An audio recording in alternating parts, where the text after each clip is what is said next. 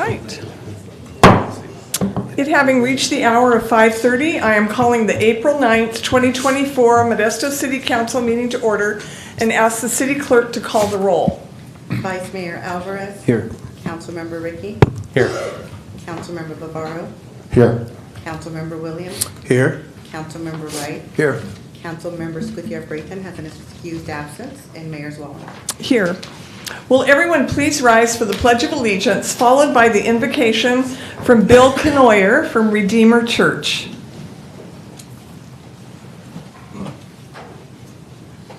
I pledge allegiance to the flag of the United States of America and to the republic for which it stands, one nation, under God, indivisible, with liberty and justice for all.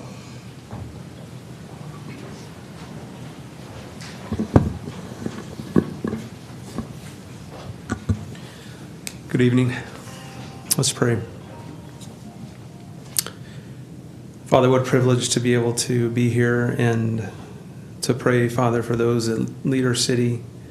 So thankful for each of them and for their families. Pray for their safety.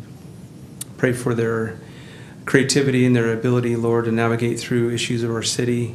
Lord, we're grateful that we have a city that's becoming more and more safe. Lord, I thank you that this place has allowed me to raise my two sons here safely, and grateful for that heritage there. Pray, God, that you'd make us a city of hope. Lord, hope to those that are unhoused, hope for those who have dreams and visions, Lord, of their future, of small businesses growing and thriving. For our seniors, Lord, the hope that they have, Lord, in their later years. I pray for wisdom, that you would give each council person and mayor, Lord, just the wisdom they need for tonight and for the days ahead, Lord, for our city.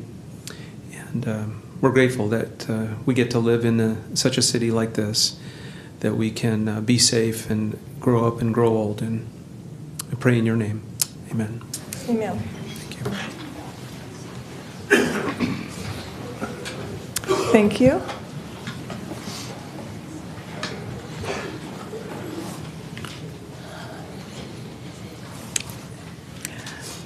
Does the city clerk have any announcements? Yes, Mayor, just a couple of comments.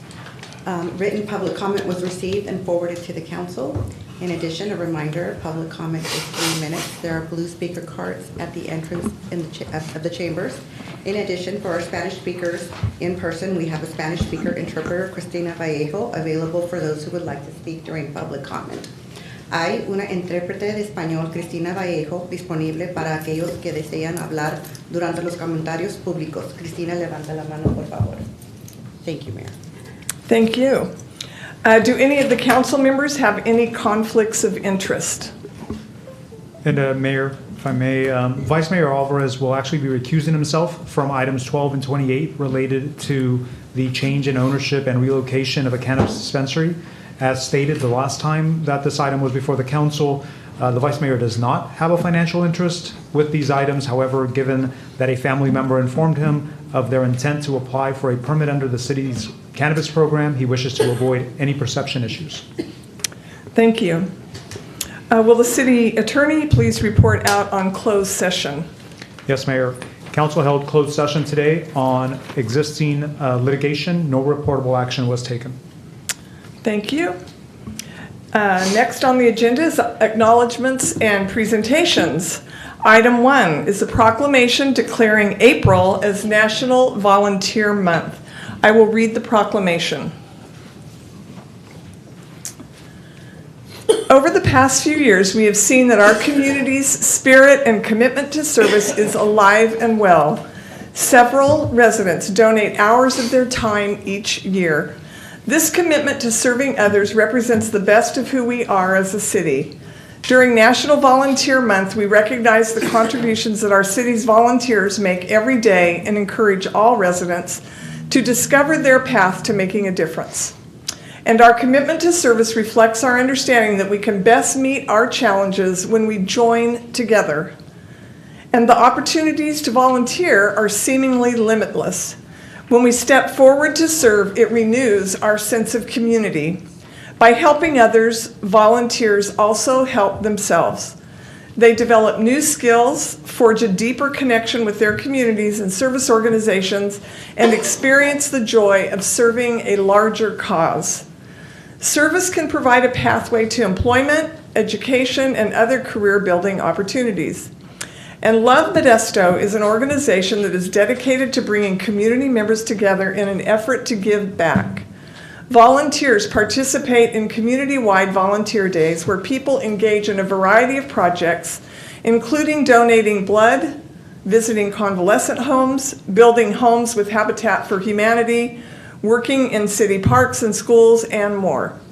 Volunteers of all ages and walks of life have stepped forward to contribute towards bettering their community. And the government cannot do the job alone, but government working together with nonprofits, community organizations, and the private sector can make our community stronger, more prosperous, and ready for the future. During National Volunteer Month, we celebrate those who volunteer and encourage more to follow their path. No matter your age, background, or where you came from, you can have an impact through service. Now, therefore, I, Suze Wallen, Mayor, do hereby proclaim April 2024 as National Volunteer Month in the City of Modesto and encourage our residents to join others in our community to volunteer and serve. And this evening, accepting this proclamation is Jeff Pishney, CEO and founder of Love Modesto that started right here in our very own city. So Jeff, if you'd like to make a few remarks, we'd love to hear from you. Wow. Well, thank you, everyone, just for this recognition of National Volunteer Month and celebrating our big day coming up on April 27th. It's going to be our 16th year of Loving Modesto. And we have 105 projects to choose from. And we have a number of projects that really, really need more volunteers. We have 2.5 weeks to go. So we have a number of projects that need more volunteers. So I just want to encourage everyone to go to lovemodesto.com and sign up and invite your friends, your neighbors, your coworkers, anyone you know to volunteer together. You'll be better for it and our city will be better for it as well. So thank you so much. All right. Are there any comments from council members regarding item 1? Councilmember Williams. Thank you, Mayor. Of course, Love Modesto. And if you want to love Modesto on the 27th of April, come with my project, which is Beautify McHenry. That's right. And that's lovemodesto.com. We normally have it's signed up for about 140 people. Mm-hmm. Right now, we should be about 80, but we can use another 60. And Beautify McHenry. You travel down McHenry all the time, and when you walk McHenry and you see all of those things that are on the ground, cigarette butts, weeds everywhere, you'll feel really, really good that you took some time out on April 27th, starting at 7 a.m. downtown, and then, of course, we'll break out into 3 sections of McHenry, and that's Beautify McHenry. Love to see you there. And thank you, Jeff, for everything you do in starting this. Thank you so much. I'm so proud this began here. How many cities is now participating? We're over 100 cities. 100 cities. We'll have a number of cities visiting here this year as well, and started our first international city in Vietnam. And so this thing is in all Modesto. Modesto is inspiring cities all over. And we're big enough, we're small enough, and we just have an amazing community. So thank you so much for being here this evening, and I will now bring the proclamation down and present it. okay.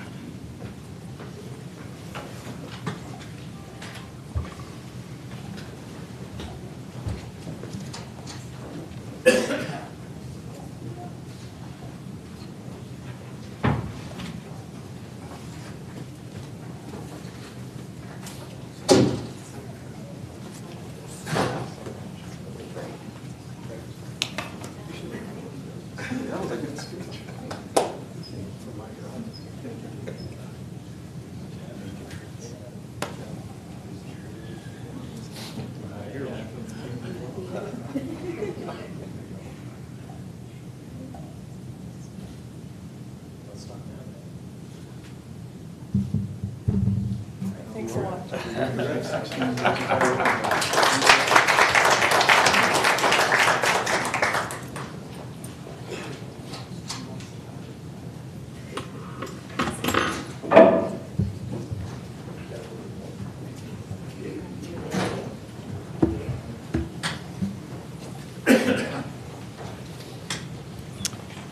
right. Item 2 is a proclamation declaring April as Fair Housing Month. I will read the proclamation. The principle of fair housing is a basic need and entitlement of all people and is protected by federal and state law. And in 1968, the Federal Fair Housing Act of 1968 was enacted, which states that discrimination in the rental and sale of housing is illegal when based on race, color, religion, sex, national origin, familial status, and disability. And the California Fair Employment and Housing Act additionally protects residents by prohibiting housing discrimination on the basis of marital status, age, gender identity, sexual orientation, immigration or veteran status, source of income, and all other forms of discrimination. And the City of Modesto supports fair housing efforts to eliminate discrimination in housing and recognizes the benefits of Project Sentinel to educate home seekers, apartment managers, and apartment owners on federal and state housing laws, and to investigate complaints of illegal housing discrimination in Modesto. And in order to increase public awareness, the City of Modesto wishes to declare April as Fair Housing Month. And now, therefore, I, Sue Zwallen, Mayor, do hereby proclaim April 2024 as Fair Housing Month in the City of Modesto and encourage all residents and community organizations to celebrate the value of inclusive and diverse communities and to support the goal of equal housing opportunities for all people, dated this 9th day of April 2024. Accepting this proclamation is Cynthia Hurtado from the Fair Housing Coordinator from Project Sentinel. Welcome.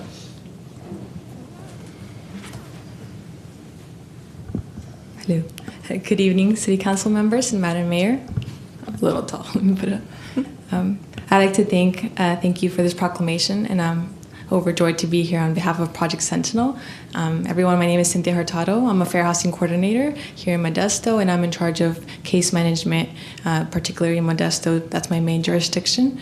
And without case management, I like to always follow all those cases to provide resolution towards the end, which is the goal.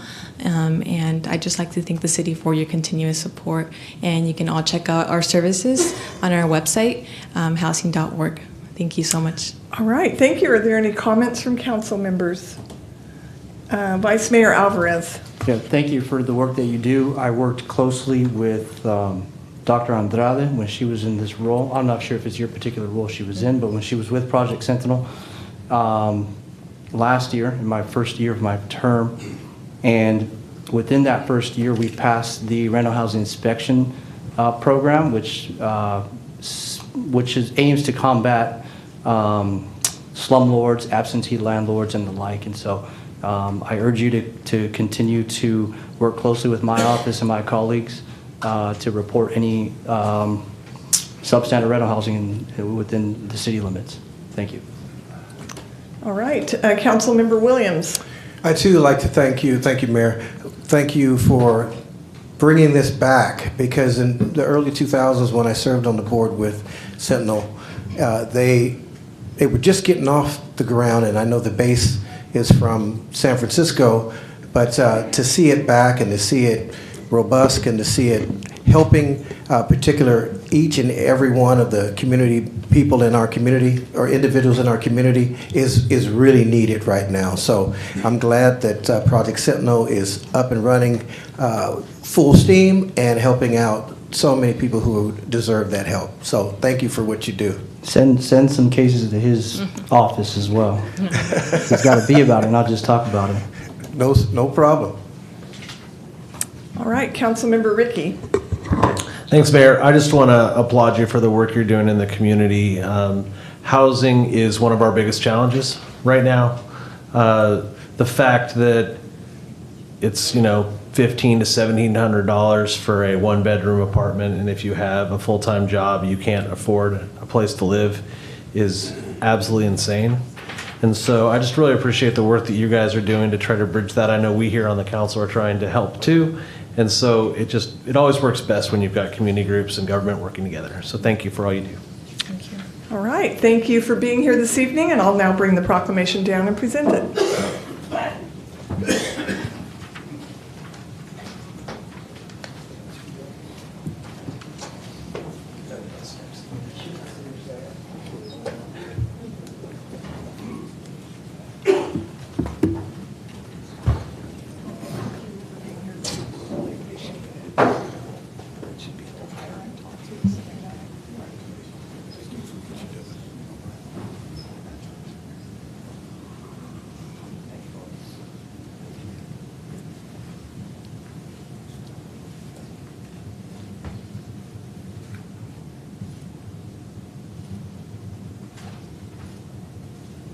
Thank you so much. Enjoy your evening. Drive safely.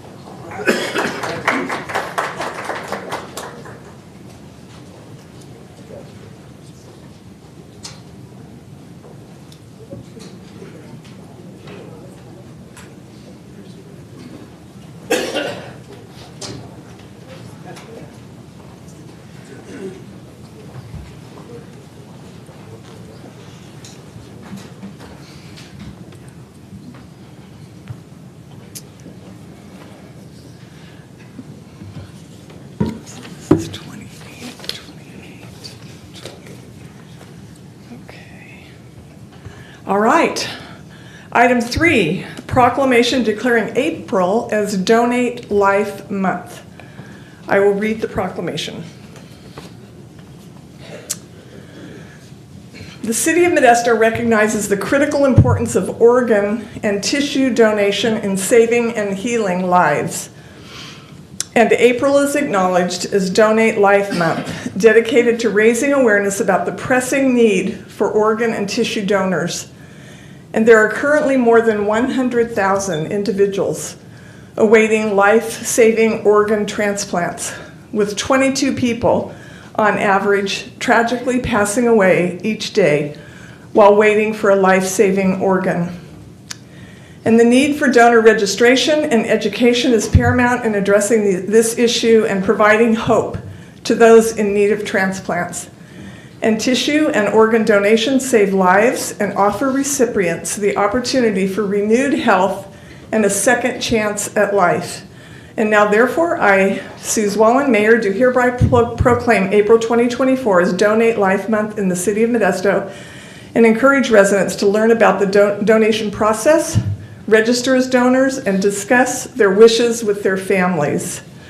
Today, we have Alyssa Garcia from Donor Network West, Community Engagement Specialist. Welcome, and thank you for being here this evening. I just want to give a big thank you to the City of Modesto and the City Council for acknowledging and recognizing April as Donate Life Month. It's something that, we work day in and day out to save and heal lives. Everyone who registers to be an organ and tissue donor can save up to 8 lives and enhance the lives for up to 75 by being a tissue donor. So there's a lot of impact. I have Debbie Ogden here with me today, and she is a donor wife, Donate Life ambassador, and will share a little bit about her husband, who was a donor. Welcome. Thank you. Good evening. My name is Debbie Ogden. I'm a lifelong resident of Modesto. I'm a retired guidance counselor by our high school. And in 2009, my husband, Rob, who was also a teacher at Bayer, became an organ donor, 2 kidneys and a liver. And I know I have to keep it short. I could talk all night on this. He saved 3 lives. And one of those meant, we met 2 of the 3, which was a totally emotional experience that I can't even describe.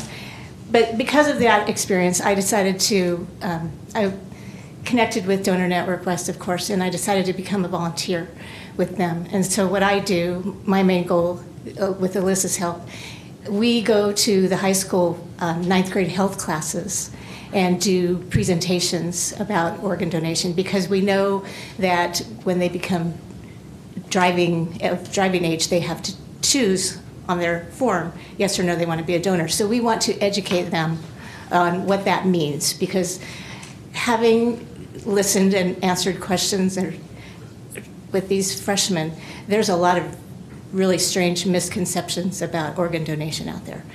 So at the end, so I feel like I'm doing a good job with Alyssa's help again in educating these kids so that they know what they're choosing when they go to the DMV. So if any of you want more information about being an organ donor, see us after class. Thank you. All right, thank you. Are there any comments from council members at this time? Councilmember Williams. Thank you, Mayor.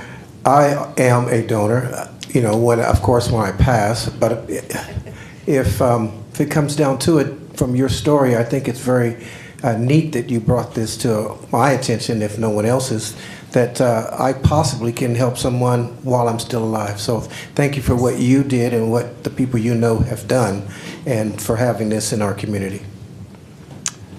I noticed on the proclamation where we emphasize discussing their wishes with their families. And as a decades-long emergency room nurse, I can't emphasize how important that is. Because most often these decisions are made very quickly.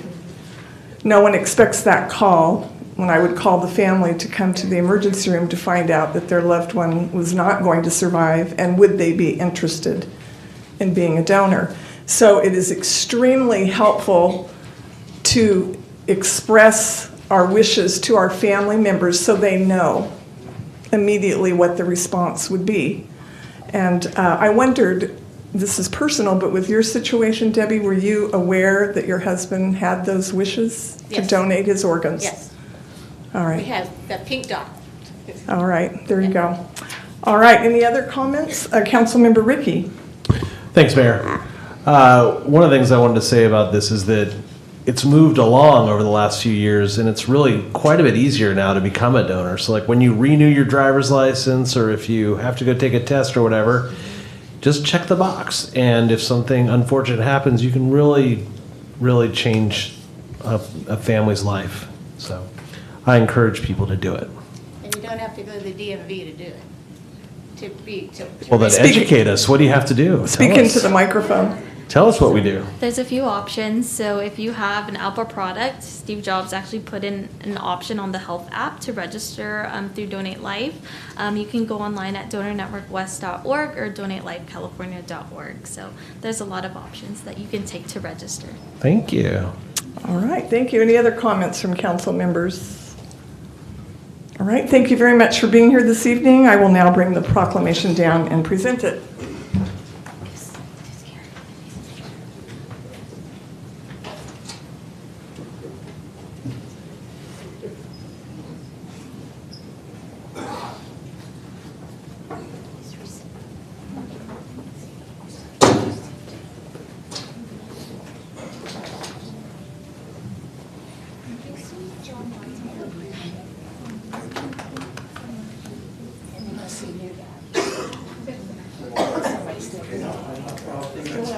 Making the world a better place. I love it. I know, we're all doing our part.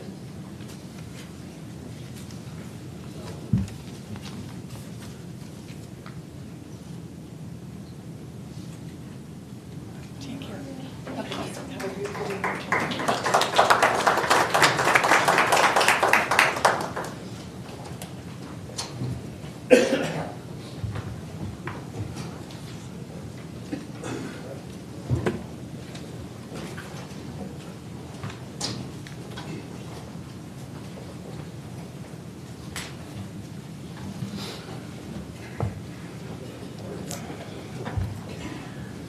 All right, next on the agenda, item 4. Consider approving the appointment of Amin Vora to the Board of Zoning Adjustment for a 4-year term with an term expiration of December 31st, 2027. Does council have any questions of staff?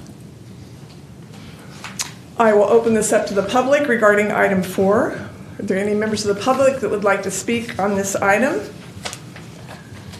Seeing none, I will close public comments. Any further comments from council members? All right, I will call for a motion, a resolution appointing Amin Vora to the City of Modesto Board of Zoning Adjustment with the term expiration of December 31st, 2027. Do I have a motion? Motion to approve. Second.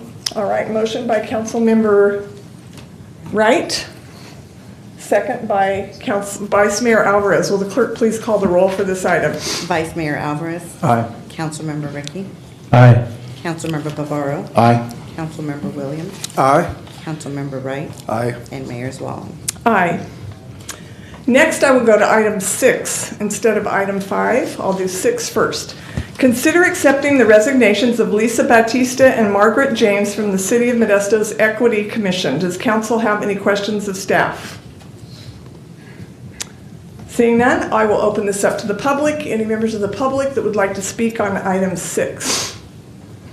I will close public comments. Any comments from council members? I would like to thank these members for their service on the Modesto's Equity Commission. Now I have a resolution accepting the resignations of Lisa Batista and Margaret James from the City of Modesto's Equity Commission. Do I have a motion? Motion.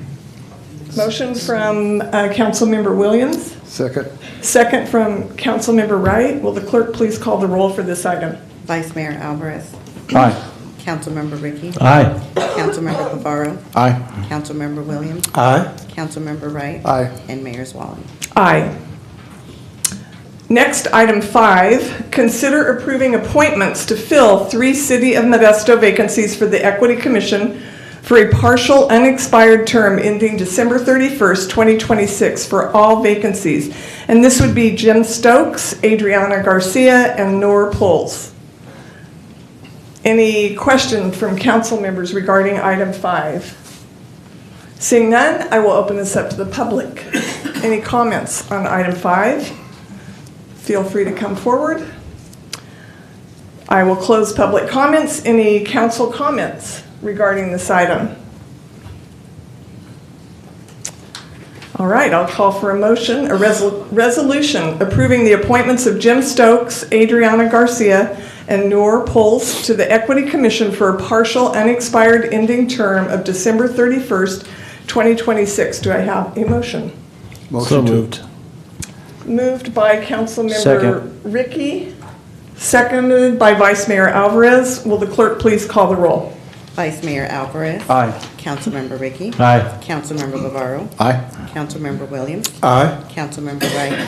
Aye. And Mayor Zwallen. Aye. Item 7, consider approving the appointments of Karen Adams as a member at large and Nancy Norton of the Muni Niners Golf Club to the Golf Courses Advisory Committee for a 4-year term from January 1st, 2024 through December 31st, 2027. Any questions from council regarding this item? I will open this up to the public. Item 7, any members of the public that would like to speak on this could come forward. Seeing none, I will close public comments. Any comments from council members? Councilmember Wright. Thank you, Mayor. I want to thank everyone who has applied for these different commissions. It's hard to get people to apply to serve as on our different committees, and when I see new names coming forward, it really is very enjoyable to see new people apply for these commissions. All right, thank you.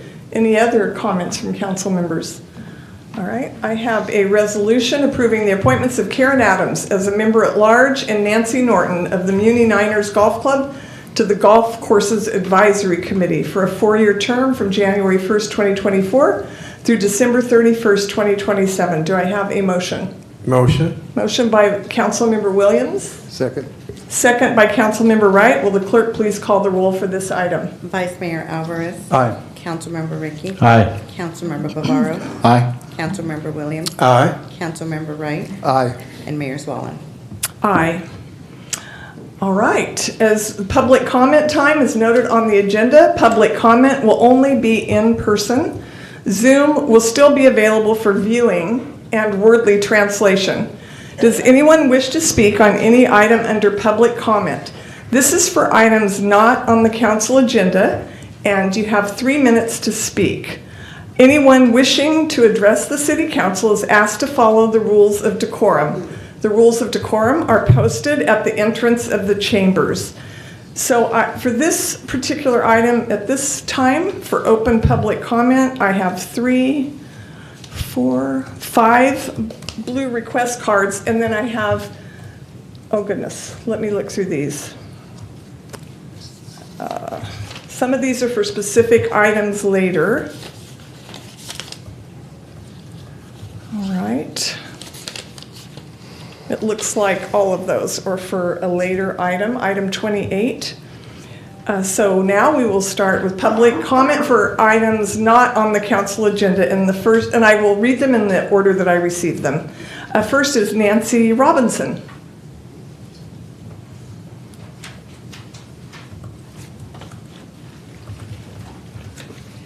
Good evening, Mayor Wallen and members of the City Council. My name is Nancy Robinson. I'm president of the Modesto Garden Club. I'm glad to be back tonight. I'm here tonight to let you know about some upcoming special events. First of all, and most important, is our Spring Garden Tour, which will be held on Saturday, April 20th. It's coming in a week from this coming Saturday. We have 6 beautiful owner-maintained gardens to tour. Tickets are $25. Tickets for the tour may be purchased at a number of local merchants, as well as the Garden Club office and our website. The time of the tour will be from 10 a.m. to 4 p.m. We have a raffinity with about 50 items being offered. Tickets for the raffinity may be purchased at the home where the raffinity is being held.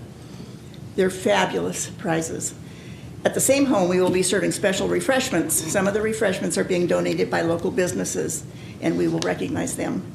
The Spring Garden Tour is our largest fundraiser event for the year and enables us to provide scholarships to graduating high school seniors who are majoring in fields related to gardening, horticulture, landscape design, and other similar areas. We would like the community to support our club for all we do for the City of Modesto. As one of the largest garden clubs in the United States, our philanthropic objective are to help our community with children's programs, therapeutic gardens, and therapeutic gardening for seniors, and city beautification. Our entire club of almost 400 members appreciates the city and what you do for us. We will be replanting our downtown pots on May 11th. Last time I was here, I was asked about the clock, and the hands of the clock have been repainted. The bowls have been planted. The hummus is going to be put down this next week, and the team is working on getting the clock itself replanted very soon. It is a work in progress. Next, we'll be having a ribbon cutting ceremony, which will be facilitated by the Modesto Chamber of Commerce on May 16th for the unveiling and dedication of our new Centennial Garden. This garden is located adjacent to the Memorial Rose Garden on Orangeburg and next to the Roosevelt Neighborhood Park. This ceremony will be held at 10 o'clock on Thursday, May 16th, and we are honored to have our Mayor's Wallen speaking for this event for our 100-year celebration. One last reminder, our Spring Garden Tour is Saturday, April 20th. We have the hope that you will join us for this fabulous event. Thank you for your attention this evening. Do you have any questions? No. Thank you. You're welcome. Thank you. Next, Danielle Mogart. Thank you, Mayor. Good evening, Vice Mayor, council members, and also the Mayor. My name is Danielle Morkert, and I'm here on behalf of Assemblyman Alanis. The Assembly member has been very busy in Sacramento, and especially today with Public Safety Committee. And so I just wanted to share that the Assemblyman had 5 of his bills, which a few are AB 1845, local grants for prosecution of retail theft crimes, and AB 1972 adds cargo theft to California's Property Crimes Task Force, have passed committee and now are headed to the Appropriations Committee for consideration.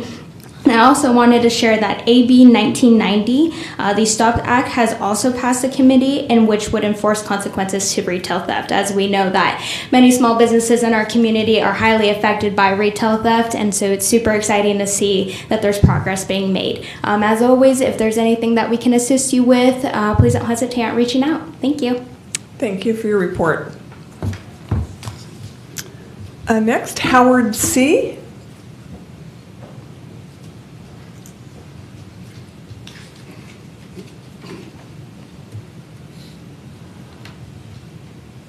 Good evening, Mayor. Good evening, all council members.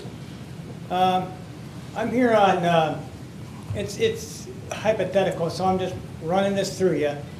Housing for the last 12 years, and I get all these excuses, I get all these answers, I get every information that they want me to get, and I bust funds, and I do it, and I do it, and I do it. We haven't heard anything about the budget. We haven't heard anything about it being open for the housing authority. It's not moving along.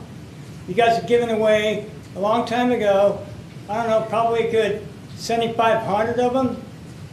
All these people failed. You gave them to it. How are they going to take if they don't have a job? They put the next month's rent. You know, and it's real difficult to find other fundings and stuff like that just to even make it in the door to find out with housing. I think I deserve answers, and I think the public deserves answers, and some kind of where the money went and why things aren't moving. Basically, it's unjustifiable in my case, you know. Like they had mentioned earlier about how much it costs, you know.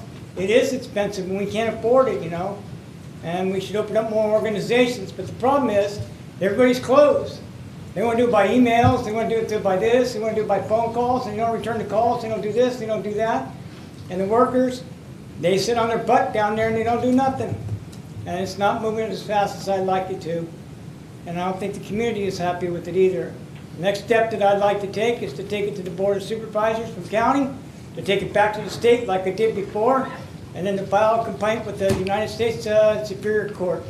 Thank you for your time. You're welcome. Next, Teresa Gamboa.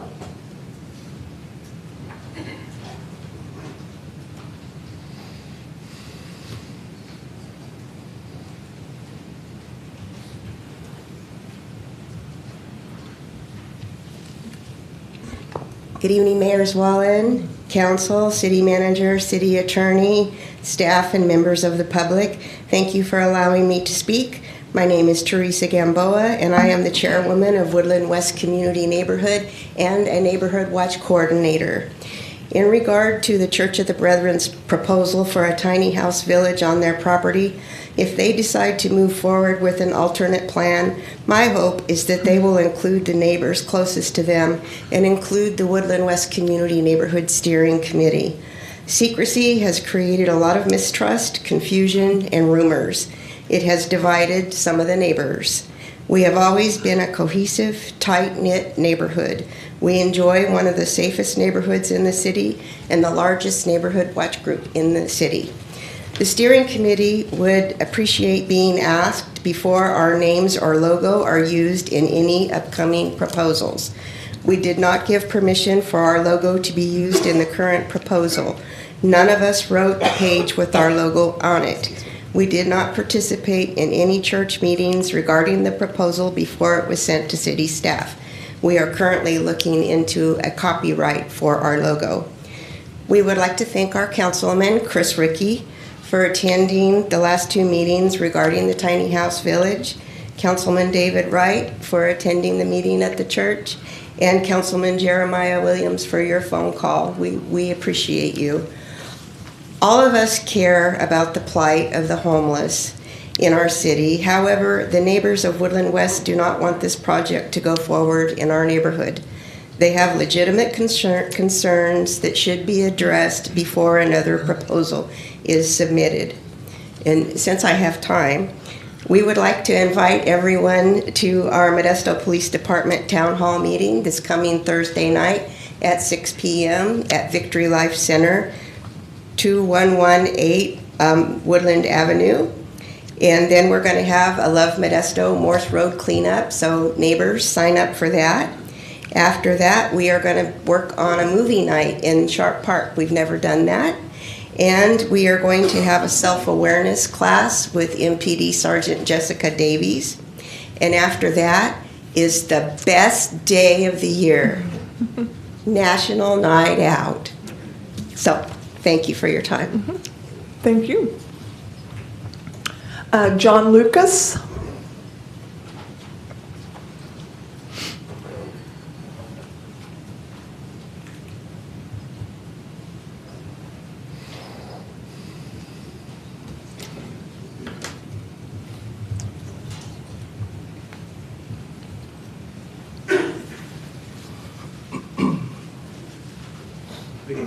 Good evening, council members.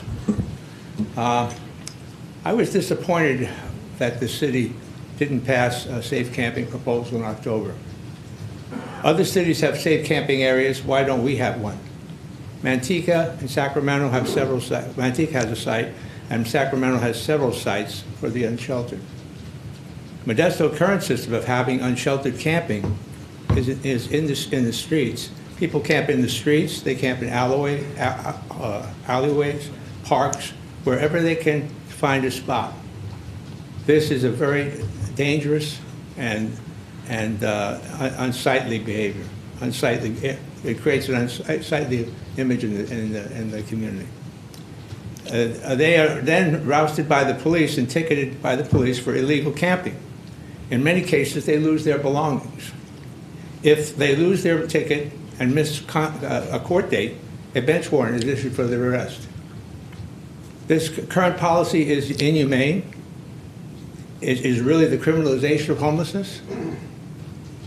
Also, it takes the police away from their duties, their regular law enforcement duties. They shouldn't have to be doing this. We need safe camping areas in Modesto. My hope is that the council will reconsider this and reverse the decision in October. Thank you. You're welcome. Is there anyone else wishing to come forward to speak under public comment? This is for items not on the agenda. Sure. Good evening. My name is Zaf, and I was gone for 2.5 months. I was out of the country, and once in a while I was watching you guys meeting. I watched the mayor's State of the City address, and I watched your movie about homelessness. And I have to tell you, it's a great movie with a great slogan, Camp to Home. The only problem, there's no camp. People on the street. How about street to camp first? And then we go from there. And I have to tell you, I was just last Thursday on the street. It was raining. A lot more people on the street. A lot more people than I remember before I left. And it's amazed me. It's amazed me that, when somebody with addiction, when he have a problem, the main thing first, he need to realize that he has a problem. If he's not willing to understand that he has a problem, he won't be on the way to recovery. And here you guys just refuse to understand that the problem is the people on the street. And you can come with all those great movies and great slogans, but the people on the street, this is the problem.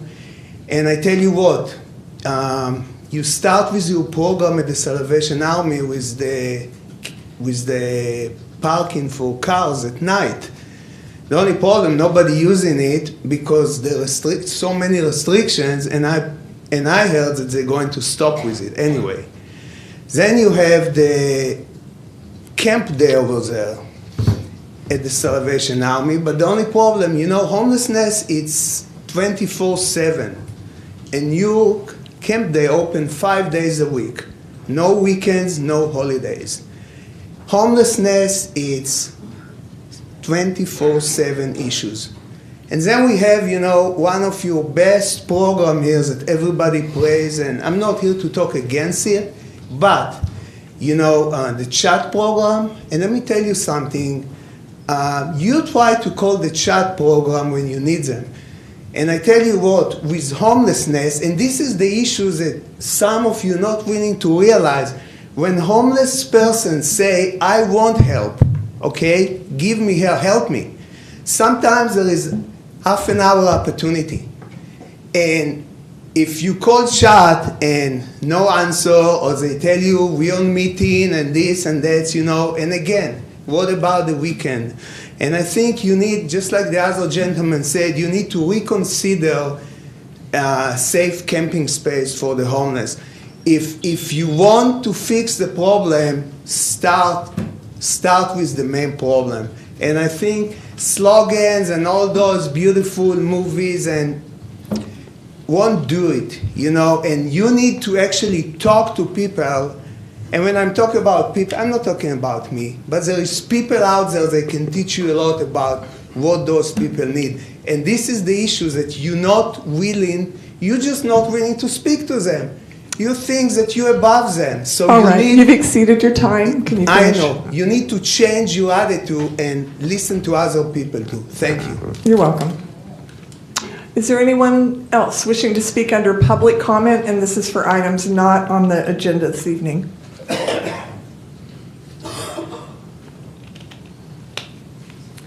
Mayor, council, today, just before the meeting, I was walking out front looking at all the names on the Walk of Fame. And there was two things, there was one thing that really stood out with me, but there were two things that even stood out even more. One thing I noticed was there was only 2 women names out there currently in the front, out here in front of the city hall. And I know there's women that were involved in the car community years and decades ago. And I would like to see some kind of motivation to consider start adding more women onto the Walk of Fame. I know 2 women specifically that people don't know their history about their extensive work that they've done in the car community, but there's a lot of others here in the city of Modesto that have also. And so I just wanted to bring it to your attention and consider looking at adding women and maybe some more other diverse groups that have been in the car community for decades. That goes all the way back to the 40s and the 50s. So, and also on a second note, the homelessness, I do know that they did pass a law for care court.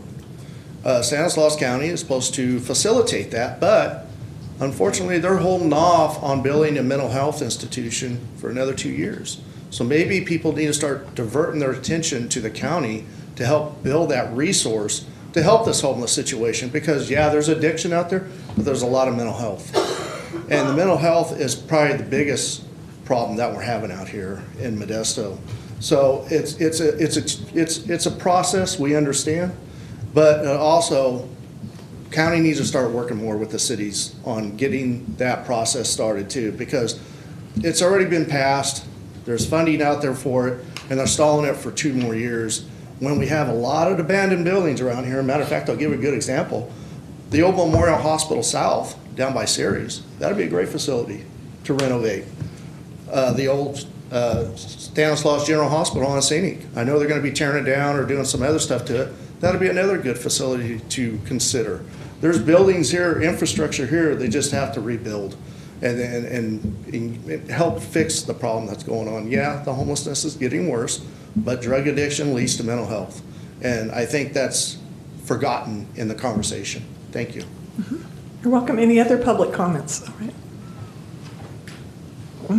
Good evening, Mayor, Council members, City staff. Derek Castle from the Modesto Church of the Brethren on Woodland Avenue.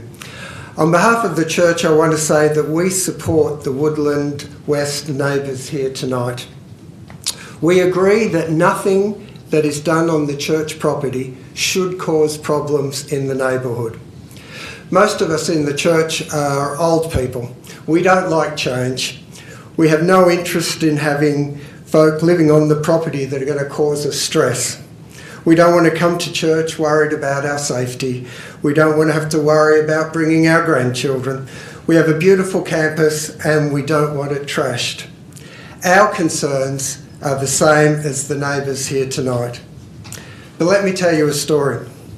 In 2005, the faith-based organisation called Family Promise began in Modesto.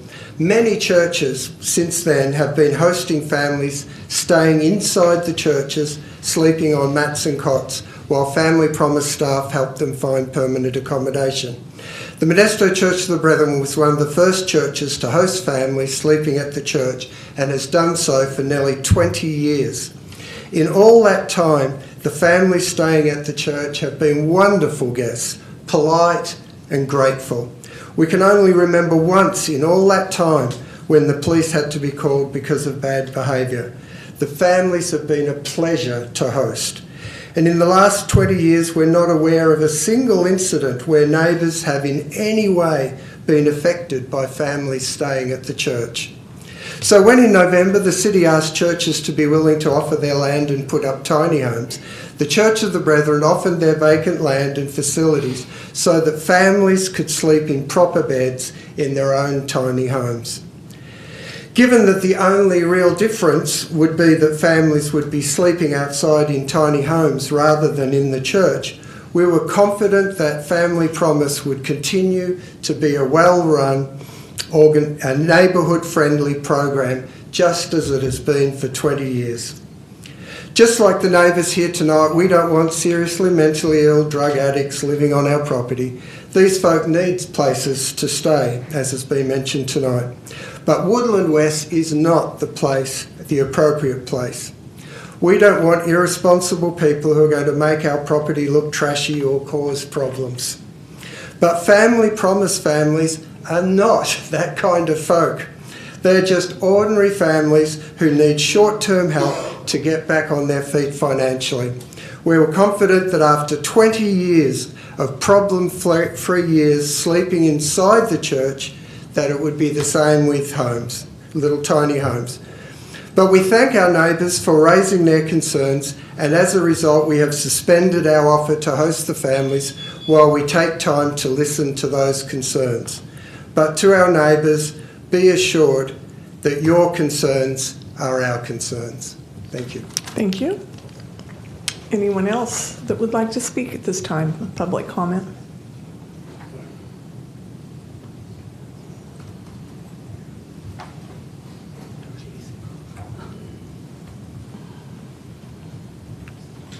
Good evening, Mayor, council members, and city attorney.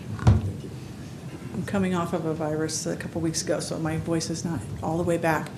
I am a concerned neighbor of Woodland West. I've been in that Wood Colony area for 37 years, raised my children, and now my children are raising my grandchildren in the same neighborhood.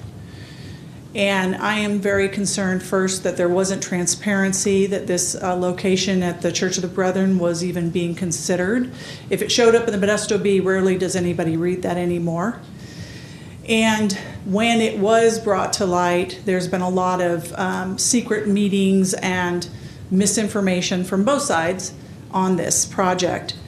This neighborhood is a very close-knit neighborhood. We do have, I've heard, the lowest crime in the area, and that's because we have a lot of good families and stable families and stable homes. And these tiny homes, as they're being presented, are not homes. These are sheds that they can sleep in. They won't have water, they won't have electricity, they won't be able to bathe, they won't be able to cook. They'll have to have some kind of communal kitchen somewhere, maybe at the church. Maybe the church will receive some money per meal from the county or the state or something. They'll have to have communal bathrooms. That's not an environment for children. That's not an environment for families. We're told that you can't put restrictions on these tiny sheds as far as how many visitors these people can have, or use of alcohol or tobacco or cannabis or anything else that's considered deemed legal, that you can't put that kind of restrictions on. There's been no formal discussion of how many people you can cram into one of these units. Some of these units are supposed to be, I think, 70 square feet. I don't know how many bodies you can fit in them, but it's not a place in a normal neighborhood. There's no services, there's no city services, there's no health services, there's no easy way to get to the downtown services from our area. We're a more rural area. And so, you know, even though the church has suspended their proposal, it sounds like they're going to round robin and come back at some point and do another proposal. But our neighborhood is strong, Wood Colony is strong, and we don't want it. It's not that we have a problem with homeless people. It's just they need to be where the services, the mental health services, the police services, the fire services, the children have access to health care and education. Our schools on our side of town are impacted. Most of the classrooms are around 37-1. That's not a good situation for our kids, and it's not going to be a good situation for these tiny home bridge families. So we are urging you to not consider any of these proposals in our residential community. Thank you. Right. Any other comments regarding items not on the agenda?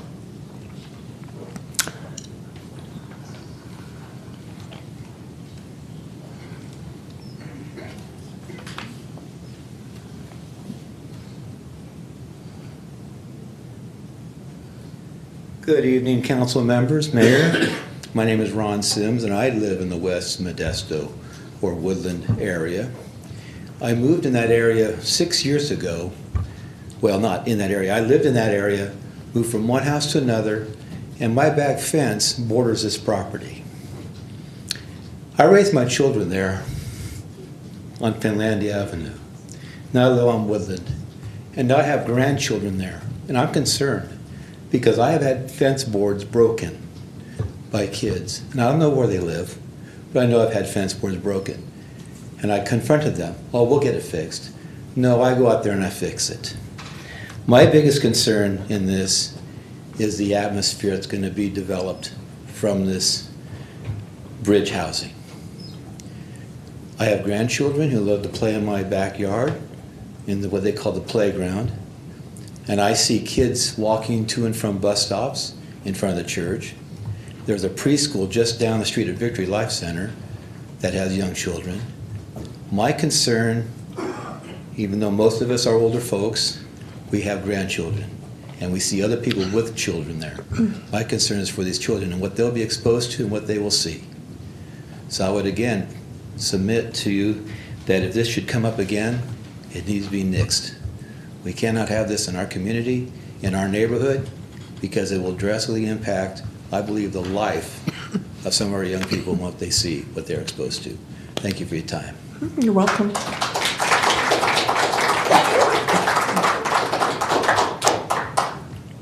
All right, any other public comments? All right, I will close public comment time. Next on the agenda is consent items. An item may be removed from consent and discussed at the request of a member of the public or council member. Is there anyone on the council that would like a consent item removed for further discussion? All right, is there anyone in the public that would like an item removed from consent for further discussion or comment? Seeing none, will the city clerk please read the consent items? Item 8, consider approving the minutes for the March 12th, 2024 council meeting. Item 9, consider accepting the informational fiscal year 2023-2024 general fund mid-year update report and approving the recommended budget adjustments to the major general fund revenues and expenditures in the fiscal year 2023-2024 annual operating budget. Item 10, consider approving the recommended budget adjustments to fiscal year 2023-2024 annual operating and CIP budgets. Item 11, consider approving a second amendment to the legal services agreement with Castillo, Moriarty, Tran, and Robinson in the amount of $250,000 for a total agreement amount not to exceed $495,000 for continued representation in police-related matters. Item 12 will be voted on separately.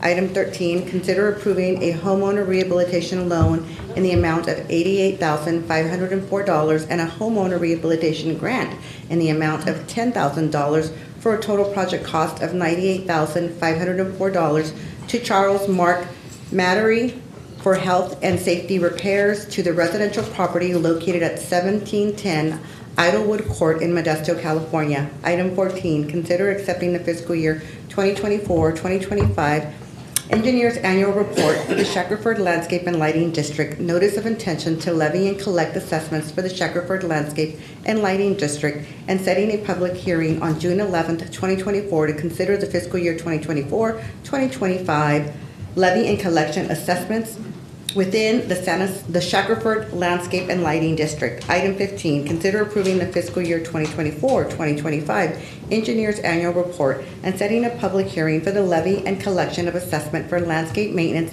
in the public right-of-way, street medians, and areas adjacent to the access control walls in Dry Creek Meadows subdivision number 7 through 10, Creekwood Meadows subdivision and Yosemite Meadows subdivisions Unit 1 and 2. Item 16, consider approving the fiscal year 2024-2025 engineer's annual report and setting a public hearing on June 11th, 2024 for the levy and collection of assessments for landscape maintenance in the public right-of-way, street medians, and area adjacent to the access control walls in Dry Creek Meadows subdivision numbers 1 through 6. Item 17, consider accepting the monthly investment report for January 2024. Item 18, consider accepting an informational report on the November and December 2023 grant applications and awards. Item 19, consider accepting the annual fire inspection report for 2023. Item 20, consider approving the submission of an application and accepting an award for the fiscal year 2023 staffing for adequate fire and emergency response safer grant in the amount of $5,149,722 to fund 9 firefighter positions and authorize the city manager or his designee to submit the application. Item 21, consider approving a First Amendment to the purchasing agreement with Curtis Blue Line out of Oakland, California, formerly known as L.N. Curtis & Sons, for personal protection equipment to revise total amount not to exceed $3,448,082 over 5 years. Item 22, consider increasing the Director of Engineering Services Authority to issue change orders on the Tuolumne River Regional Park non-motorized boat launch project from 8% to $132,716 to 15.5%, $257,138 for a total amount not to exceed $1,916,093. Item 23, consider an agreement with Ground Zero Analysis Incorporated out of Modesto for environmental monitoring of methane gas and groundwater testing and reporting for Carpenter Road, a landfill, and the compost facility for a total amount not to exceed $332,923 over 5 years. Item 24, consider approving a memorandum of understanding with Stanislaus County for the South Modesto area straighten and replace water mains project in the amount not to exceed $12,850,000 and rescinding resolution number 2024-098. Item 25, consider approving an agreement for the transport of non-hazardous wastewater debris to disposal site services with Compactor Management Company, LLC, of a Union City, California, for a total amount not to exceed $282,050 over 5 years. Item 26, consider approving the First Amendment to the agreement with Duke's Root Control Service for the provision of sewer root control services to revise total amount not to exceed $551,758 over 5 years.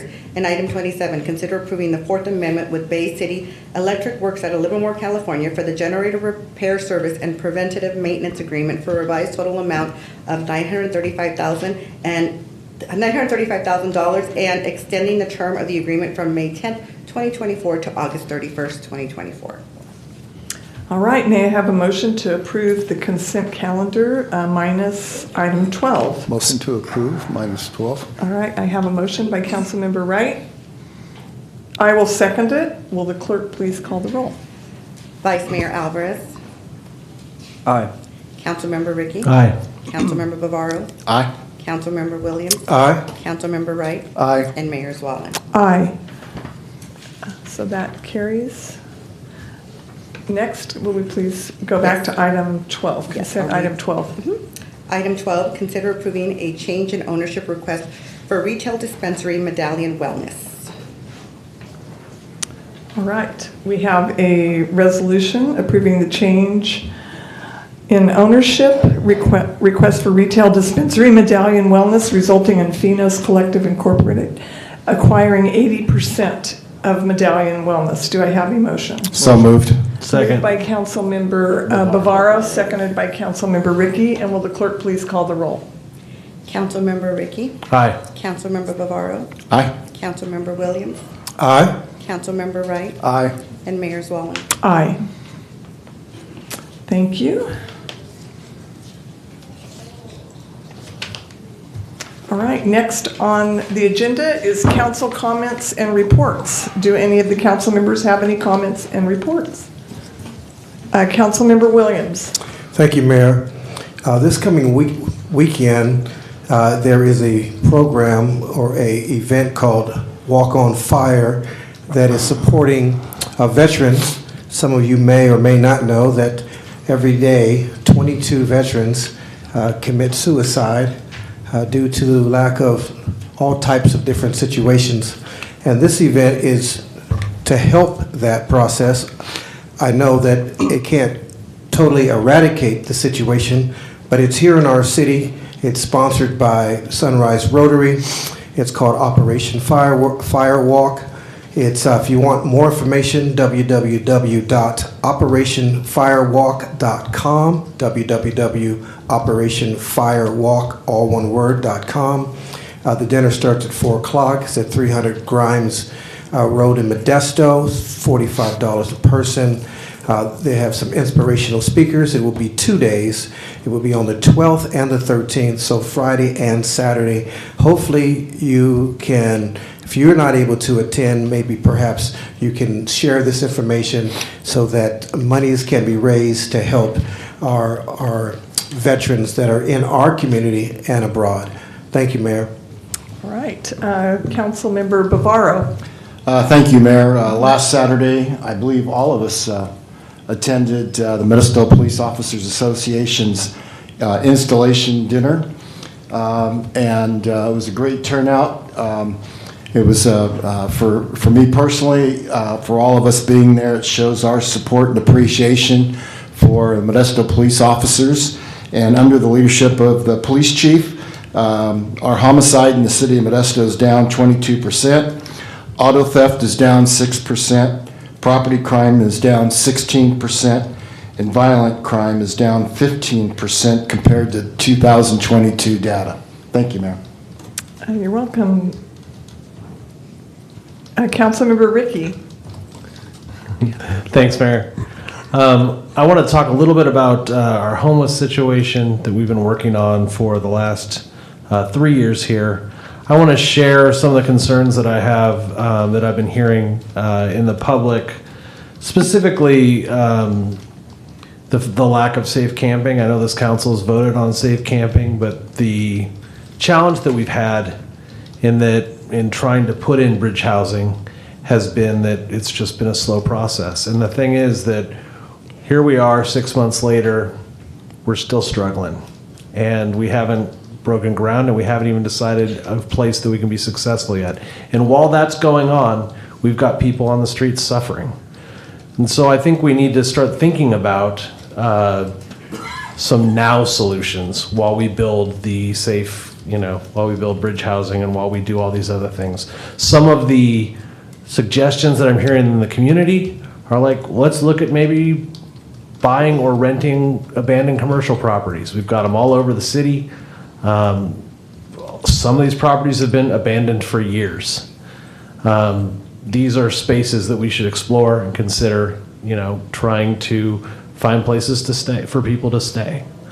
There's just a lot of options out there. I know the city owns a lot of properties that we could look at. We've got a lot of solutions out there that we could explore. And especially in a subject like this that's really touchy to people, and it's going to be hard to get a lot of these projects done.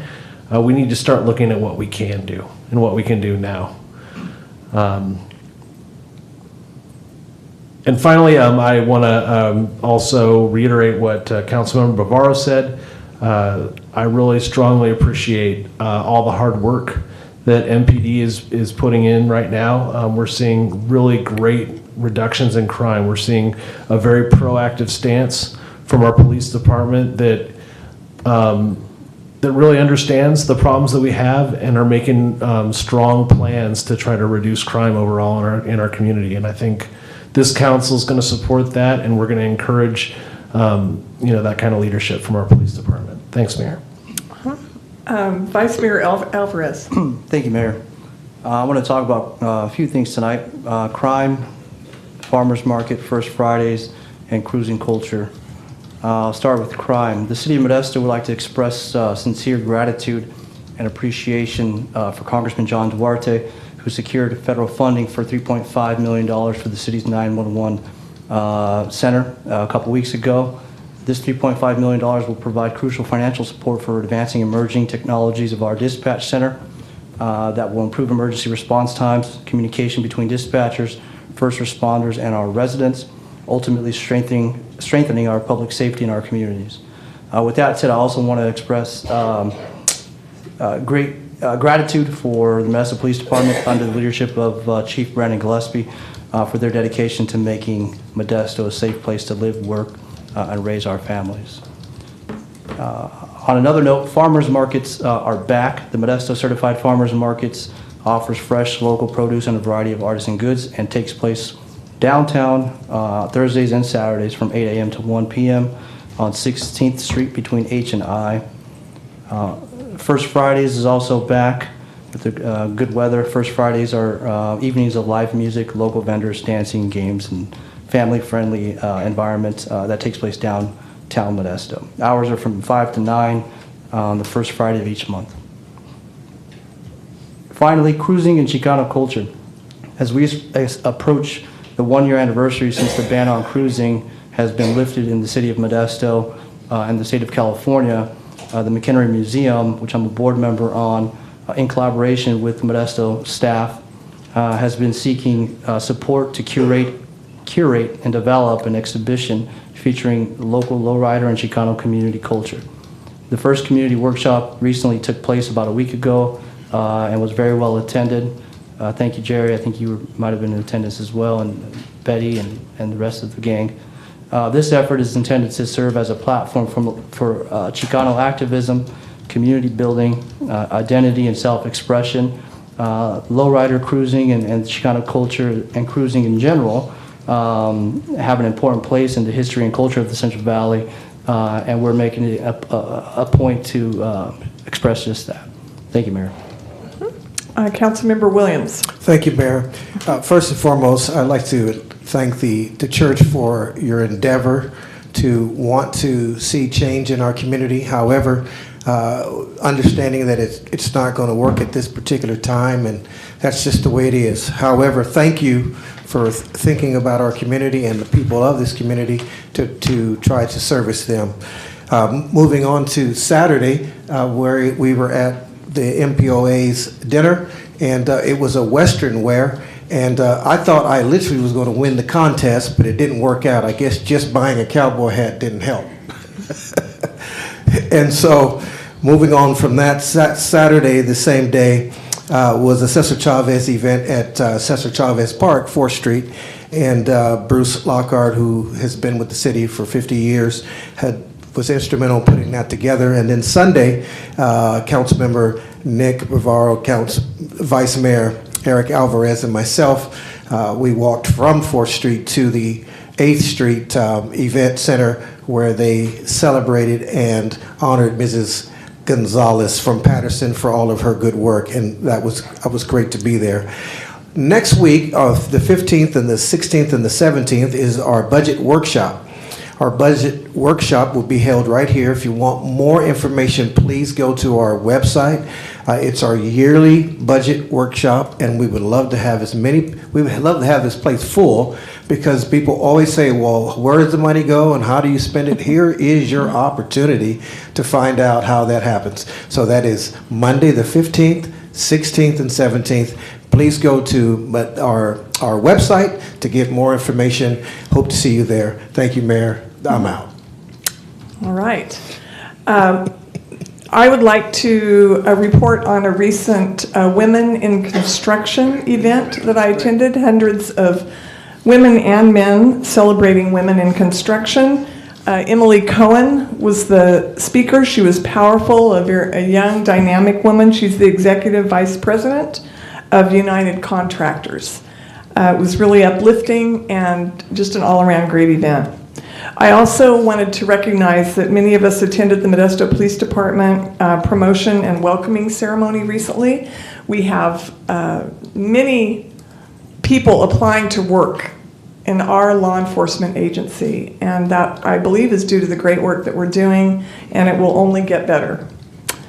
I attended the groundbreaking for the Kaiser Clinic, which will be a large building that will offer services in family medicine, hematology, oncology, pediatrics, including newborn care center and high-risk infancy clinic, outpatient pharmacy, primary care, physical and occupational therapy, and a 28-bay infusion center for patients that receive chemotherapy and other infusions. That was really a great event to be a part of also. Any other comments from council members or reports?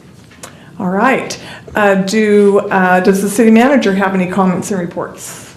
All right, thank you. Next on the agenda is hearings. I believe that Vice Mayor Alvarez will be recusing himself from item 28.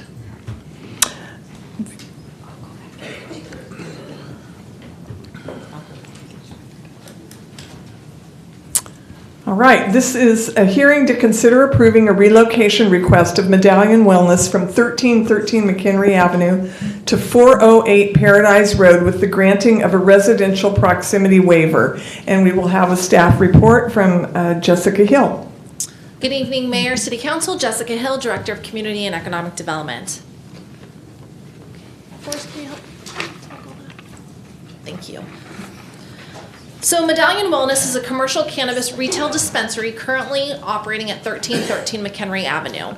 On September 8th, the city received an application from Medallion Wellness and Phenos Collective requesting to relocate the current business from 1313 McHenry Avenue to 408 Paradise Road.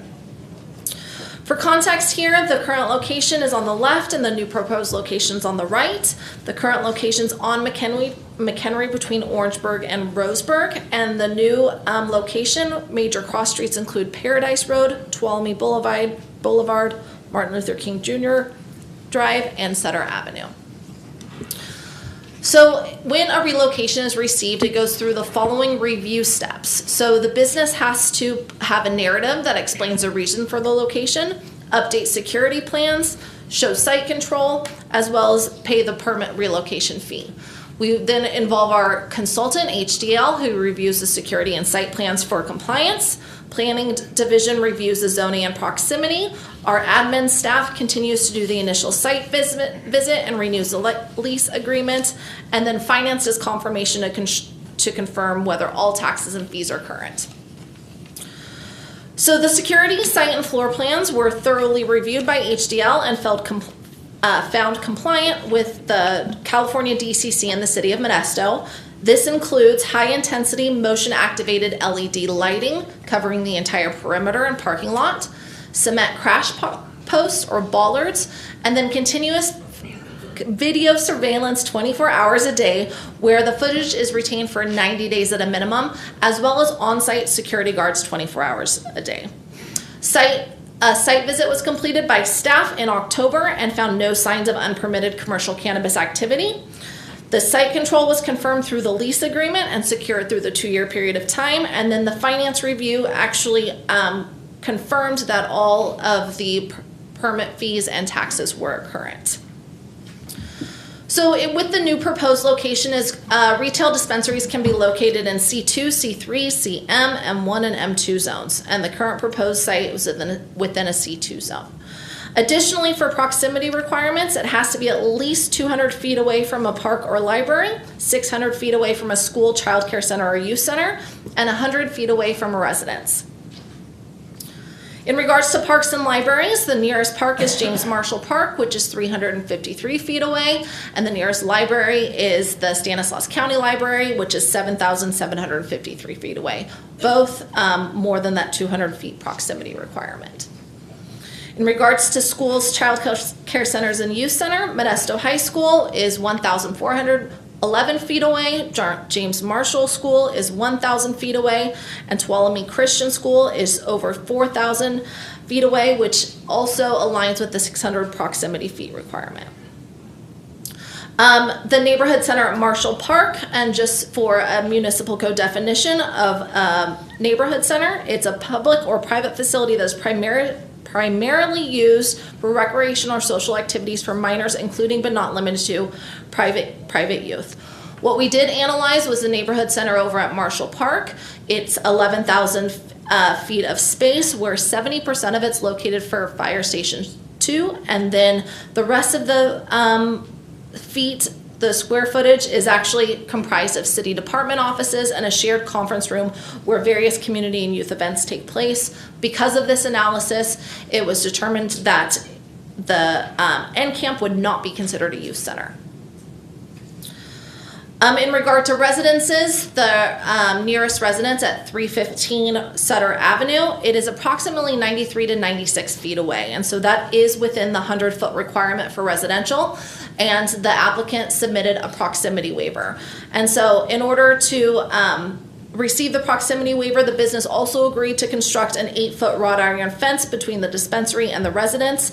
And this fence would qualify for the granting of a proximity waiver at the discretion of the city council. What we also reviewed, even though it's not outlined in our municipal code, was the proximity to religious services, which is approximately 2,000 feet away, the addiction treatment centers, which is approximately 4,700 feet away, the closest dispensary, which was over 4,100 feet away, and the closest non-dispensary, which was over 11,500 feet away. What we've also done is we've implemented the community benefit program as a condition for all commercial retail permit holders. And this is to help mitigate or offset the negative impacts of any potential neighborhood. And so the entity has agreed to the following community benefits at 408 Paradise, which is contributing to community organizations such as mental health. Jessica, hold on a moment. Are you okay, Kevin?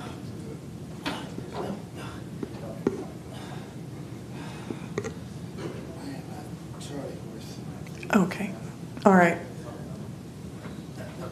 No, I don't think, no. Okay. No, no. I have a spasm in my leg. Whenever you're ready.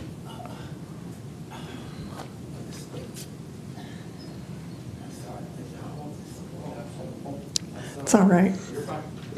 Take your time. All right. Jessica, you can go ahead.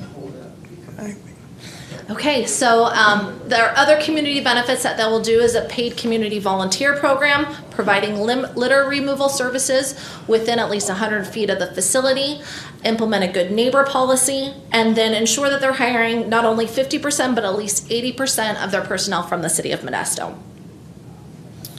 So before you is a resolution for the relocation request, and I'm happy to answer any questions. All right, thank you very much for your report. Does council have any questions of staff regarding item 28? All right, I'll now open the public hearing. Are there any members of the public that would like to come forward regarding item 8? And I have several cards here.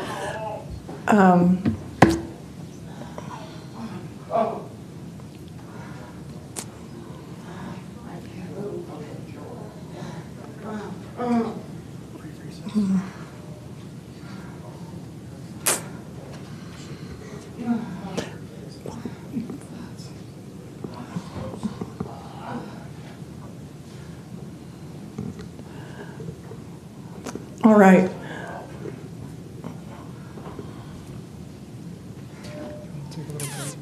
All right, why don't we take a break for 5 minutes?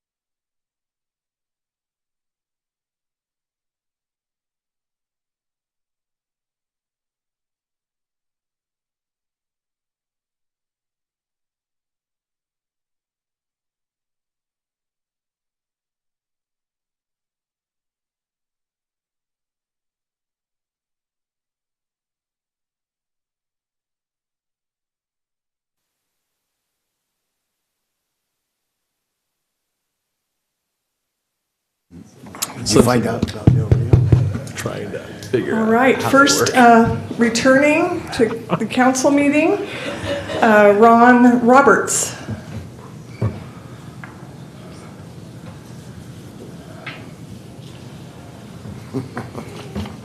Good evening, Mayor, members of the council, city management, city staff.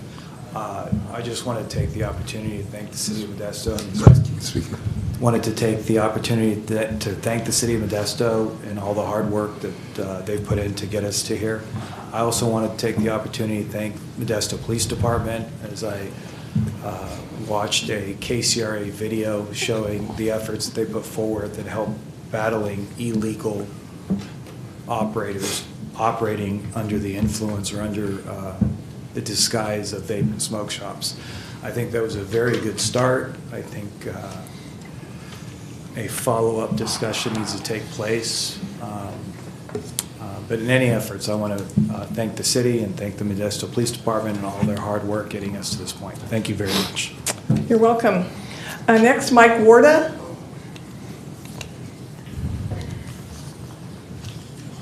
Good evening, Mayor, members of the council. We did a lot of work on this one to meet with the community, a lot of direction from the council to meet with the community. We had some great meetings. Some of the best questions we've had were at the Kennedy Center there. And we felt like we did a pretty good job addressing concerns. I've worked for this organization for 5 years. We've never had a situation that we couldn't correct. And frankly, we've never had parent complaints. Those are the original issues that were raised. We explained to them the tight reins the city has on these and every operator. And I think everybody was very pleased with the fact that this group went out there and did a lot of work on this. And thank you for any consideration. All right, you're welcome. Next is Zach Driven.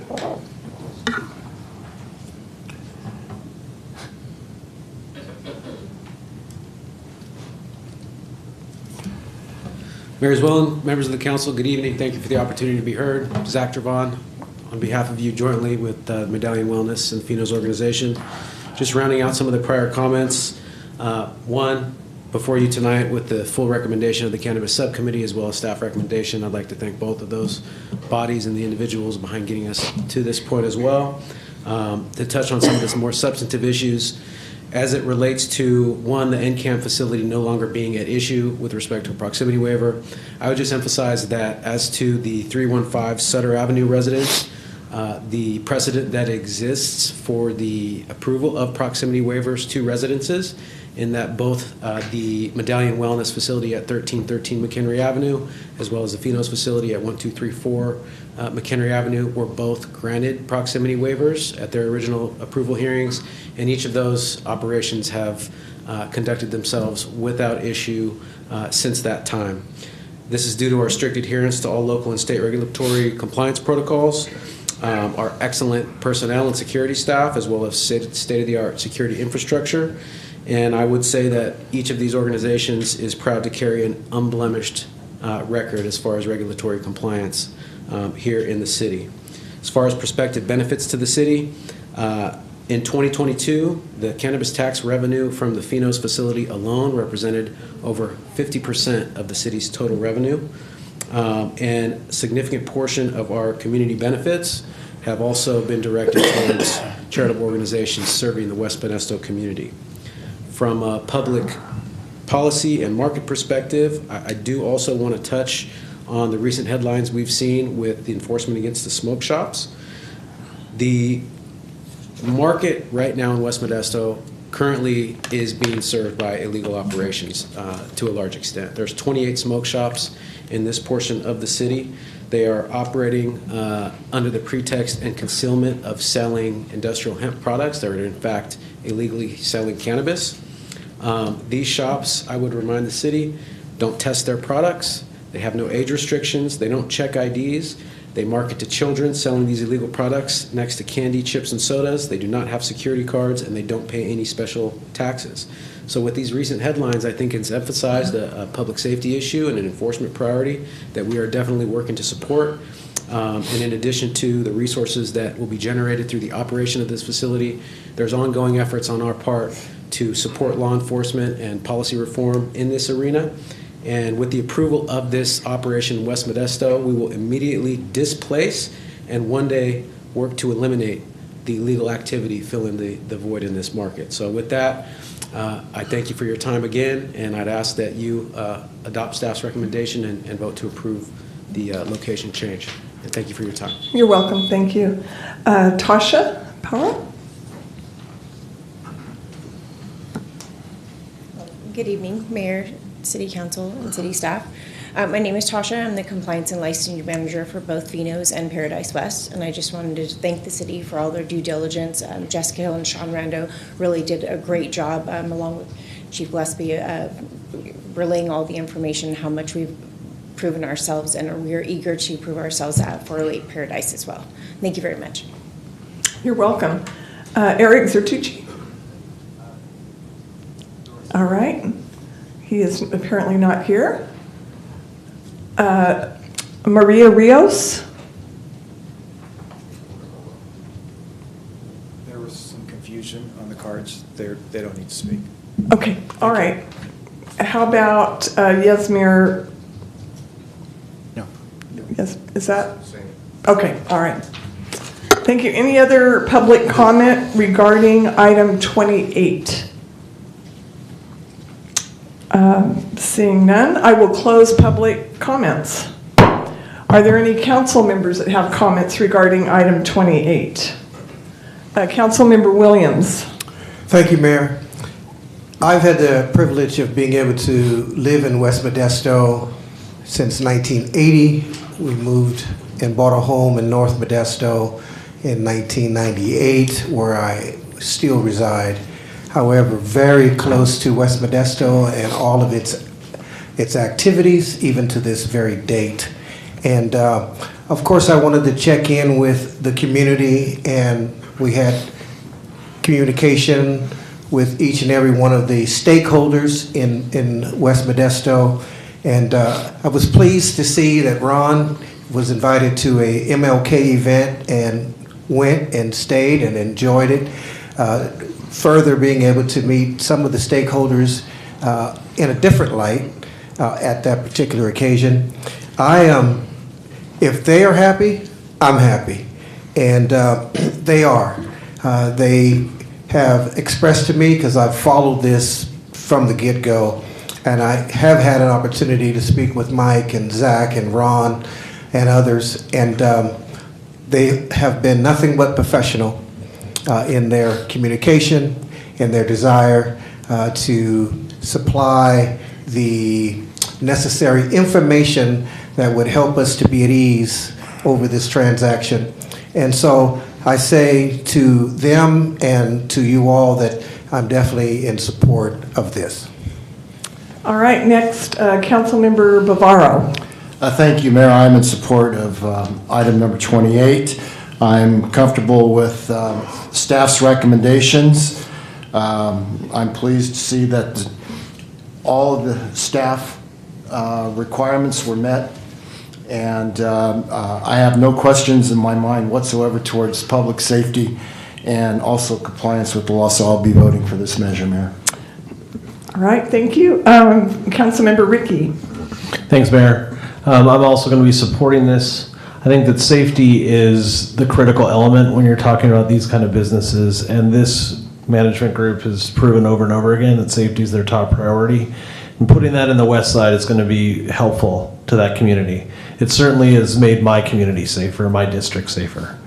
We're aware of the issues we're having with smoke shops. We know that they are distributing drugs to kids, and I know that our police department's working on it, and they're not going to stop until we get rid of it. But I'm also hopeful that the city can provide the support the police department needs to kind of get this on an even safer level, and that includes ideally coming up with an ordinance that is bulletproof, so we can make sure that this kind of stuff is not easily accessible by children. Thank you, Mayor. All right, any other comments from council members? So I have a resolution approving the relocation request for Medallion Wellness from 1313 McHenry Avenue to 408 Paradise Road with the granting of a residential proximity waiver. Do I have a motion? So moved. Moved by Councilmember Bavaro. Second. Seconded by Councilmember Ricky. Will the clerk please call the roll for this item? Councilmember Ricky? Aye. Councilmember Bavaro? Aye. Councilmember Williams? Aye. Councilmember Wright? Aye. And Mayor Swallen. Aye. So motion carries. Thank you very much. Next on the agenda is new business. Item 29. Consider an agreement for hot patch services with Adams Underground 3 of Waterford, California, and United Pavement Maintenance Incorporated of Houston, California, for a total combined amount not to exceed $20,570,000 over 5 years. And we will have a staff report. Good evening, Mayor, members of council. I'm Will Wong, Director of Utilities. The item for you tonight is the city awarding citywide hot patch services. This is repair work onto asphalt after city construction projects. I have with me tonight Jeremy Parnell. He's the acting water division manager who will be presenting the hot patch item. Jeremy? Thank you, Will. Good evening, Mayor and Council. Quick background, hot patch work is needed for repairs when street cuts are made when we work on city infrastructure. City departments request contractual assistance to perform this work throughout Modesto and our outlying service areas in Salida, Del Rio, Grayson Empire, parts of Ceres, and Turlock.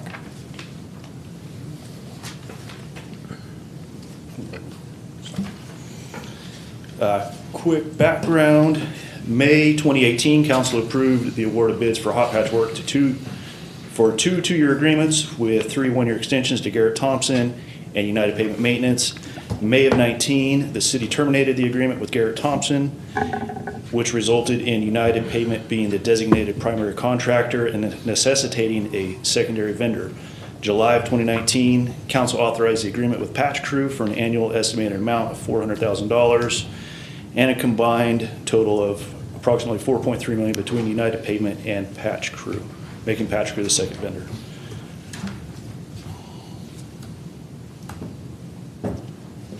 March 2020, Council authorized the first one-year extension with both vendors.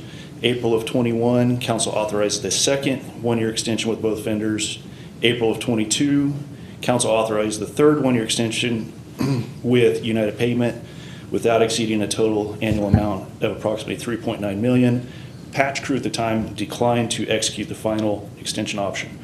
April of 2023, Council authorized the First Amendment to the agreement with United Pavement to revised total not to exceed amount of approximately $3.9 million and to extend the term from May of 23 to May 21st, 2024. July 31st, 2023, City Manager authorized the purchasing manager to solicit procurement for hot patch services. October of 23, hot patch services went out to bid on Planet Bids. November 14th of 23, bids were opened via Teams. 4 vendors responded, all were considered responsive. And while we note it says no local bids were received, we did get 2 from Stanislaus County. So it's not City of Modesto, but they are within the county. Based on providing the lowest responsive bid,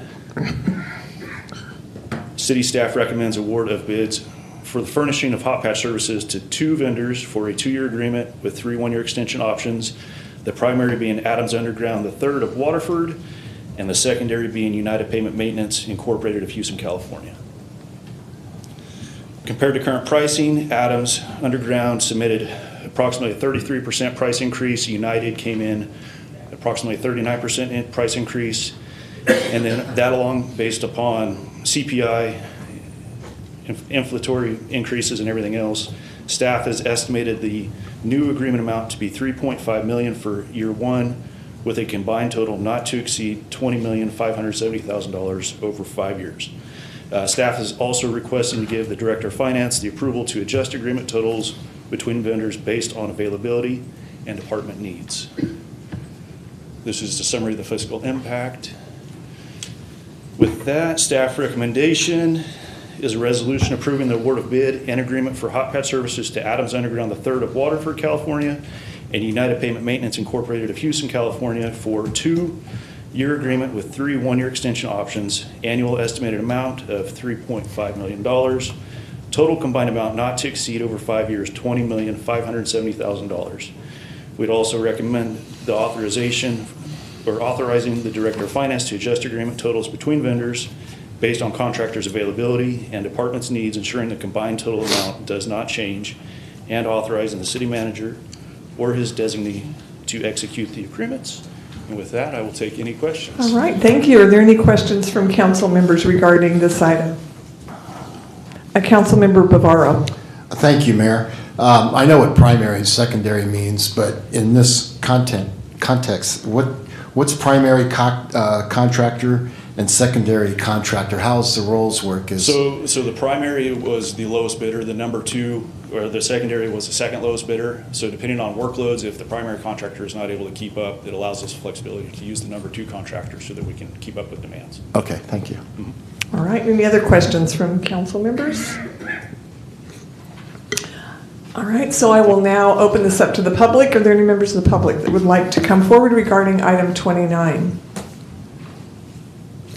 Seeing none, I will close public comments. Are there any comments from council members?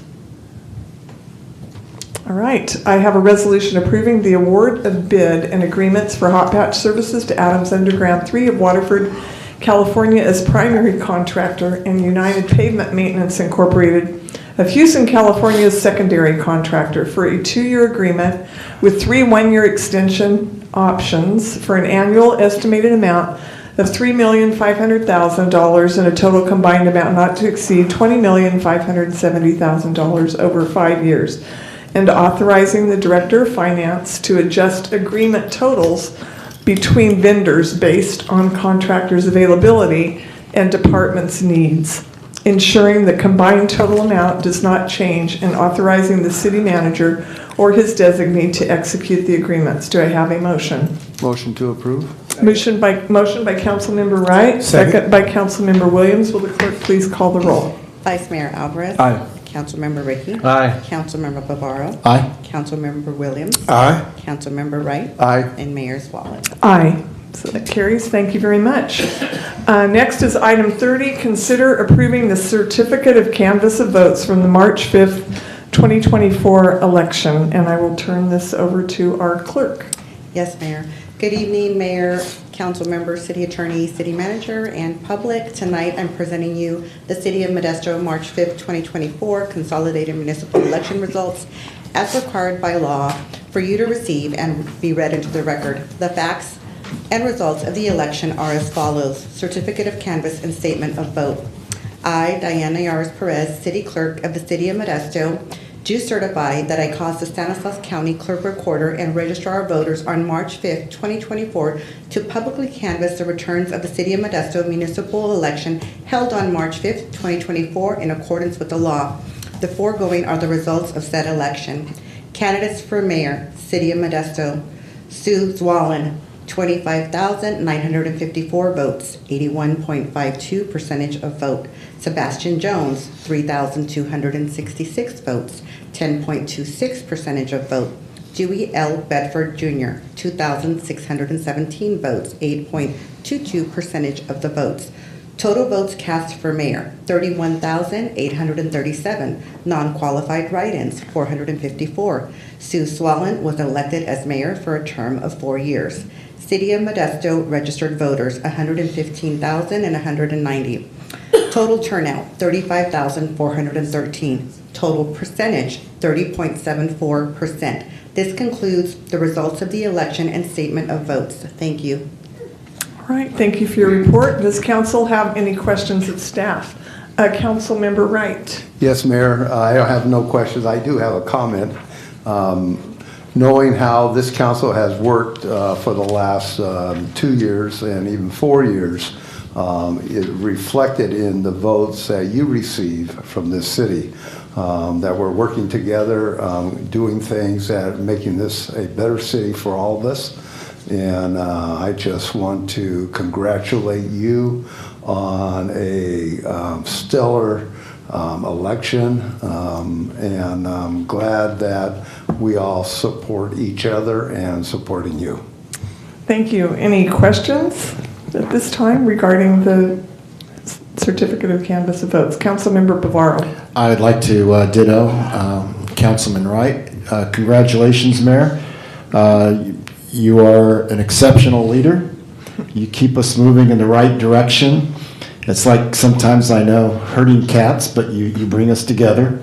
And with that, we've accomplished so many great achievements in the last couple of years, and without question, it's under your leadership. Thank you, Mayor. Thank you. Any other questions at this time? All right. I will, Vice Mayor Alvarez. No questions, just a brief comment, echoing the sentiments of my colleagues. But bar none, you probably are one of the top 2 most authentic leaders that I've worked with alongside. I know I've only been on this planet for a brief 32 years, but so far so good. But definitely the second one is my father, so I really give you kudos. Thank you. Ooh, good. Appreciate that. The first one is my father. You're the second. Okay. I'll take it. Councilmember Ricky. I'm going to get in on this too, on the love fest here. It's going to be just congratulations, Sue, on your victory. It's an honor to serve with you. I have just a lot of respect with your leadership style and how you've brought the council together. And not only that, but how you just consistently achieve goals after goal after goal after goal, and that it's meaningful, and it makes working in city government, satisfying not just for us council members, but also for members of our residents. Thanks. Thank you. Councilmember Williams. Thank you, Mayor. We all love you. That's it. Wow, Thank you. Appreciate that. Any other questions? All right, next I will open this up to the public. Are there any members of the public that would like to come forward regarding item 30?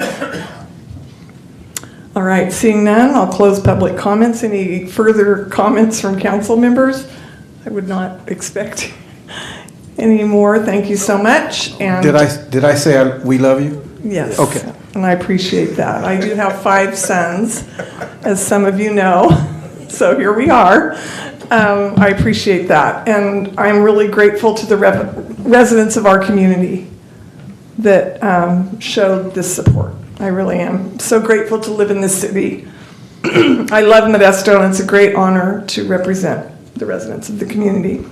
So I have a resolution of the Council of the City of Modesto confirming the canvass of the municipal election, which was held in the City of Modesto on March 5th, 2024, and declaring the results of said election and such other matters as provided by law. Do I have a motion? Motion to approve. Second. Motion by Councilmember Wright, second by Councilmember Williams. Will the clerk please call the roll? Vice Mayor Alvarez. Aye. Councilmember Ricky. Aye. Councilmember Bavaro. Aye. Councilmember Williams. Aye. Councilmember Wright. Aye. And Mayor Zwollen. Aye. Thank you very much. It passes, carries. Are there any matters too late for the agenda? Play ball. All right, seeing none, I am calling this meeting of the City Council to be adjourned.